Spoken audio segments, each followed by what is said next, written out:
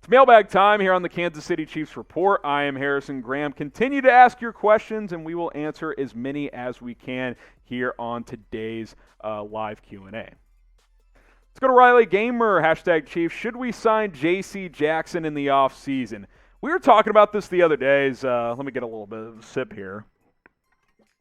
It's kind of crazy that New England put a second-round tender on Jackson, so all a team had to do was give up a second for him. And he's been arguably the best corner in the league this year. Kind of crazy how that turns out. Be curious to see how much money he gets. I think he's a guy you could target, but remember, Chiefs have a lot of big contracts. I mean, they can't, do a ton of big fish hunting, but they move a contract or two, maybe that happens. I'd love to have him in the secondary, but I'm not sure the money is really that realistic. I think he could get $18-20 million a year. LaCry Barnes, do you think the Chiefs could get a corner in the first round? This feels more likely as we're on the cornerback theme early on in this mailbag. I think you're when you have all these big contracts to not a ton of players, but it eats up a lot of your cap. What do you have to do? You got to draft well. I mean, that's really what it comes down to. And Brett Veach has been a bit hit and miss, but I think he's done pretty well overall as a drafter. But, yeah, you got to hit on those early picks, first, second, third round. And then if you can, every third day 3 pick, if you can hit on one of those, find a starter here and there, that's key as well. I think corner could be an option. How about wide receiver?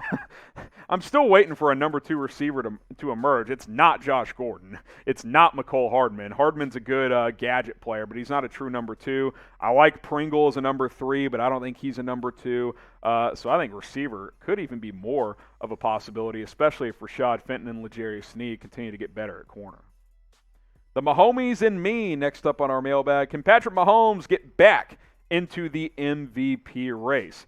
This is an interesting question. You would have thought that a few weeks ago, there's no way. I mean, Ryan Clark was calling him broken, but you look at the raw numbers. Yeah, the 11 interceptions is a little too high, but he's right there in every other category. The completion percentage is fine. The yardage is high. He's got 25 touchdowns. I mean, he's on pace, quick math, for about like a 40 touchdown, 17 interception type of season, somewhere in that range. If the picks stay down the rest of the year, let's say he gets 40-plus touchdowns and 15 picks or less and he throws for 5,000, I mean, that's a pretty strong argument. Think about recently some of the top candidates. Kyler Murray, he's missed 3 games in a row. Josh Allen, the Bills are starting to not play good football. Derrick Henry's hurt. I mean, Jonathan Taylor's probably in the race at this point with what the Indianapolis Colts running back is doing. Lamar Jackson missed a game. He's kind of been slowing down. I think the MVP race is wide open. Dak has lost 2 of 3. Why can't Mahomes win it? Now, what would be funny is if he did win it, this would be what? Maybe his worst season as a starter, and he would still win MVP? That's just how kind of high his standard is. But I think it's wide open with, 7-8 weeks left to go here in the regular season. So what do you guys think? We'll make this the pinned comment on today's video. Who will win NFL MVP this season? If you get hit with the YouTube ad break, scroll on down to the pinned comment and just reply with a name right there, Mahomes, Dak, Kyler. Let us know who you think will win MVP. Keep it rolling here on our Chiefs mailbag. JuiceTan8848 using hashtag Chiefs. Often struggling or just playing a good defensive teams? 19 points obviously isn't a lot against Dallas, but it was really the little details that cost this game. I mean, the Chiefs almost put up 400 yards against Dallas. That's not a bad day at all whatsoever. Obviously, against the Raiders, they really got it going. Before that, yes, the offense was struggling. I wouldn't take the Cowboys game as, gosh, this offense is a mess. They were moving the ball. Travis Kelce drops a ball. That would have put them inside the red zone to go up 23-6 early in the second half. Patrick Mahomes got strip sacked on an incredible play by Micah Parsons from the blind side. They were driving that time as well. Stalled out, kicked a couple field goals. They're moving the ball fine. Obviously, you got to finish some drives. And give Dallas some credit, too. Their defense hung in and made some plays, which is something that defense has done all year. They've created a lot of turnovers. So it's obviously not humming, but the last few weeks are definitely positive signs to get back to that level. Stephen Newcomb, how did the defense make a turnaround? Well, I've got 5 reasons why I think this defense has made a bit of a turnaround. We talked about this during our news and rumors portion. Rashad Fenton's emerged. Chris Jones has been dominant. Frank Clark's improved. Tyrann Mathieu swagger is back. And then Steve Spagnuolo's blitzed a lot more. I think these are some X and O reasons to why they've improved. And I think the energy is contagious, and I think that's where Tyrann Mathieu's swag is back, kind of comes into play. His leadership is critical for this team. So, yeah, and I think confidence is real, momentum is real. You put together a couple of good performances, and that carries over, especially for a team that's been there and done that. This is not a team playing well for the first time. This group, the core of this group, has been together for a few years, so I think that helps as well. Make sure you guys subscribe to our main Chat Sports YouTube channel. The Kansas City Chiefs Report is not possible without Chat Sports. YouTube.com/ChatSportsTV. Daily NFL videos, the latest news, rumors. We go live on Chat Sports as well, usually on Mondays and Wednesdays, and then also on Sundays for NFL Red Zone. You guys can actually catch me this Sunday on Chat Sports for Red Zone. Since the Chiefs have a bye week, I'll be doing our Red Zone coverage, so come hang out with me. But if you want more NFL coverage, and if you just want to show us some love, because, again, the Chiefs Report would not be possible without Chat Sports, go subscribe, youtube.com/ChatSportsTV. Super chat from Chris Peacock. All super chats get on the show, so we appreciate it. How important is home field in the playoffs for KC? It's always important. I won't say it's vital. Now, I think you at least want to win the division, right, and get that first round at home. But, I mean, you take a look at where things sit in the AFC.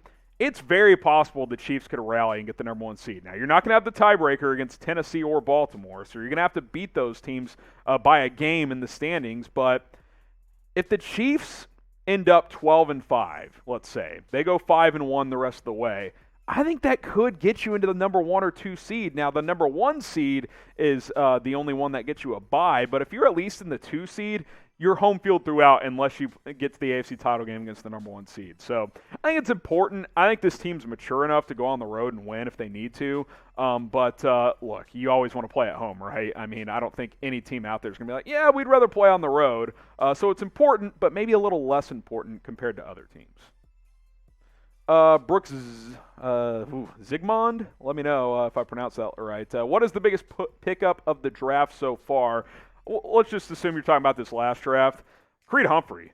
He's been the best center in the NFL, according to Pro Football Focus. And if you're like, PFF, this and that, I get you. Like, some of their grading metrics are weird, but you watch these, like, NFL film study guys on, ESPN, these big networks, Twitter, they all say Creed Humphrey's a beast. And if you watch him, he blocks well. He's directing traffic. I mean, they got a Pro Bowl, if not an All-Pro center in the second round. Like, that's pretty damn awesome. And Nick Bolton's been really good as well. He was Player of the Month on defense for rookies in the month of October. So both your second-round picks have hit. We'll kind of wait and see on the rest of them, but obviously those two are the one to focus on.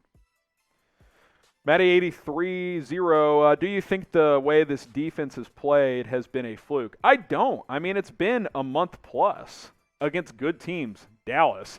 Sure, you got blasted by Tennessee, but in the second half you shut them down. You shut down Buffalo in the second half. The second half defense has been the best statistically in the NFL for almost 2 months, but the defense as a whole over the last month has been fantastic. I don't think it's a fluke. Maybe they come back to earth a little bit. Maybe they're overachieving a little bit, but I think this is more the norm compared to when they were getting just embarrassed earlier in the season. I mean, Spags has done well his prior 2 years here, so that's why we're like, why does this defense suck all of a sudden? Well, they don't suck anymore. Chester McHugh, are the Chiefs the best team in the AFC? I think it's a little early to say, but I think they're right there. I think it's between the Chiefs, the Titans, the Ravens, and the Patriots. Bills aren't playing well right now, so I think it's down to those 4 teams. We'll let you guys decide. Producer Brett cooking this question up quick. Are the Chiefs the best team in the conference? Y for yes, N for no. I think they're in the mix. I think you could argue that they are. I don't think there's a clear-cut best team in the AFC right now, which means, hey, how about the team that's been to the Super Bowl 2 straight years? Why not them? Yeah, that's a pretty good point. The Cry Bames again. Do the Chiefs draft Kenneth Walker, the running back out of Michigan State? I don't really know what his draft profile is. He's not a burner. Like, are we sure he's not just a good college back that, like, can break tackles because he's big and physical? Also, I think we learned with Clyde Edwards-Helaire, while I'm still somewhat high on him, you shouldn't draft one in the first round. I don't know where Walker's going to go, maybe a day 2 pick. But you could use some running back help, there's no doubt, but I don't know if Kenneth Walker is some necessity by any means. We answer as many of your questions as we can when we go live on Mondays here on the Chiefs Report, but we can't get to them all, but luckily you can follow me on Twitter at HGrahamNFL, slide in the DMs, or just tweet at me. I am more than happy to answer all of your questions right there. A couple more here. Stephen Newcomb, Clark and Jones have stepped up a bunch. Is the addition of Ingram the reason why? I think that helps, right? I mean, it's just a domino effect, right? You get an extra body in there, a little more rest for those guys at times. It's another player teams have to worry about. I do think Jones is the key to the whole defensive line. Here's what I'll say. Adding Ingram allowed Chris Jones to play more defensive tackle, which is what he's better at anyway. He's played some end recently, but it's mostly DT now, and he's clearly better there. I mean, there's no doubt about that. So I think Ingram has helped, and I think Jones kicking inside has made a huge difference. Glenn Husky, what do you think the Chiefs need to work on the most during their bye? Maybe tighten things up offensively. They avoided the turnovers for 2 weeks against Green Bay and Vegas. That came back a little bit against the Cowboys. Clean those things up. It's just small attention things like Travis Kelce, catch the ball and don't let it tip up and get picked off, right? Like, you got away with it against Dallas. That's something in like a road playoff game, though, that could get you beat, right? Like, those little details are critical. It's avoiding the turnovers that are unforced, right? What do I mean by unforced? I mean that the defense didn't do anything to take the ball away. If you drop a pass and it tips up into the air and they pick it off, that's not a forced turnover. That's an unforced turnover. That's you giving them the ball. Now, the Micah Parsons strip sack on the blind side, that's a forced turnover. That's, hey, tip of the cap, that's a hell of a play. But clean up the stuff you can control. I think that is what I would say, I would preach during the bye week. Get healthy, attention to detail, especially on offense. Colin Adam, can this become a top 5 O-line? Still a work in progress. They took a step back against Dallas. Look, this Micah Parsons dude for the Cowboys, they keep having to switch positions for him because of injuries. He's unreal. They clearly took advantage of Andrew Wiley having to start again at right tackle. That's been problematic. You're down to your third-string right tackle. Over time, I think it still can, but there's still some growing pains. After a few good weeks, Orlando Brown, I thought, took a bit of a step back this past week. He's still a bit of a work in progress, but he has gotten better. I think next year you're hoping this is an elite unit.